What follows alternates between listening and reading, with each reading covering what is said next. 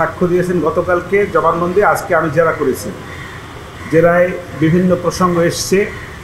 বিশেষ করে সর্বশেষ দিকে যে আমি প্রশ্নটা করেছি তাকে, সেটা হলো এরকমের যে যতগুলি কর্মসূচি আপনারা ঘোষণা করেছেন, লাইক 31 জুলাই গণগ্রেপ্তারের প্রতিবাদে আন্দোলনের অভিমুখে মার্চ ফর জাস্টিস, তারপরে রিমেম্বারিং আওয়ার হিরোজ, তারপরে 1 আগস্ট তারিখকে 32 জুলাই হিসেবে গণনা করা, এবং এক দফার দাবি। এই যে এক দফা বলতে সরকার পতনের এক দফার দাবি, এই যে দাবিগুলি ছিল পর্যায়ক্রমে নীল নকশার অংশ, যার সর্বশেষ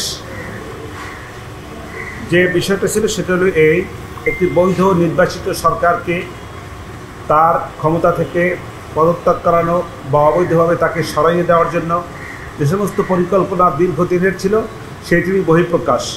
এবং আজকে যে সাক্ষ্য দিয়েছেন তিনি ছিলেন একজন সংগঠক, উনি সমন্বয়ক ছিলেন না, কিন্তু এই যে আন্দোলন সংগ্রাম ওনারা যারা যে আন্দোলন সংগ্রাম করেছেন এর যে সংগঠক হিসেবে উনি অত্যন্ত মুখ্য ভূমিকা পালন করেছেন।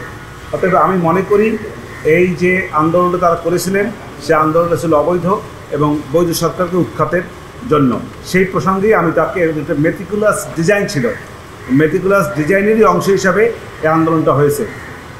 এইটাই আমার মূল বক্তব্য ছিল। এখন আপনি বলেন, কি প্রশ্ন করেছেন? যে আপনি আরেকটা বলেছেন যে মানে তাদেরকে ষড়যন্ত্রকারী বলেছেন, যেটা আপনারা ষড়যন্ত্রকারী এবং ষড়যন্ত্রের অংশ হিসেবেই এটি করেছেন। জি জি বলেছি। এটা বলেছেন যে টার্গেট করে তারাই গুলি করে মেরেছে। এই দুইটার ব্যাপারে আমার কথা হইল, একটি বৈধ সরকার বিরুদ্ধে যে আন্দোলনটা করেছে এটা ষড়যন্ত্রেরই অংশ, সেই হিসেবে তাদেরকে আমি ষড়যন্ত্রকারী বলেছি।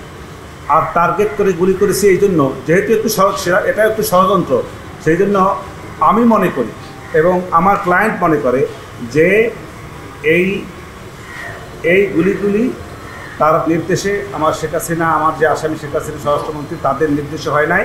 এটা তারা নিজেরাই যে কোনোভাবে হোক তৈরিকৃত একটি গুলির অংশ। এর সঙ্গে স্বরাষ্ট্রমন্ত্রী শেখ হাসিনা তারা কেউ জড়িত না। আসলে এই কথাটা তো খুব আপেক্ষিক, এই কথাটা বলা, সিদ্ধান্ত দেওয়া কোনোভাবে বা অনুমান করা এটা ঠিক না, কারণ এই বিষয়টা হলো মাননীয় আদালতে। আমার স্যাটিসফ্যাকশন থেকে আমি মনে করি আমি মোটামুটি যেসব সাক্ষীদেরকে জেরা করেছি আমি ভালো জেরা করেছি, ভালো ভালো পয়েন্ট আমি আনতে পেরেছি। একটা জিনিস ক্রিমিনাল মামলা, একটা জিনিস স্বীকৃত, সেটা হলে এই যে 1000 কথা যদি আসামির বিরুদ্ধেও যায়, একটি কথাও যদি আসামির পক্ষে যায় এবং সেইটি যদি যৌক্তিক হয় এবং বিজ্ঞ আদালত যদি মনে করেন যে এই বিষয়টাকে যুক্তির নিরিখে বিচার করা যায়, তাহলে একটি পয়েন্টের উপরেও আসামিকে খালাস দেওয়া যায়।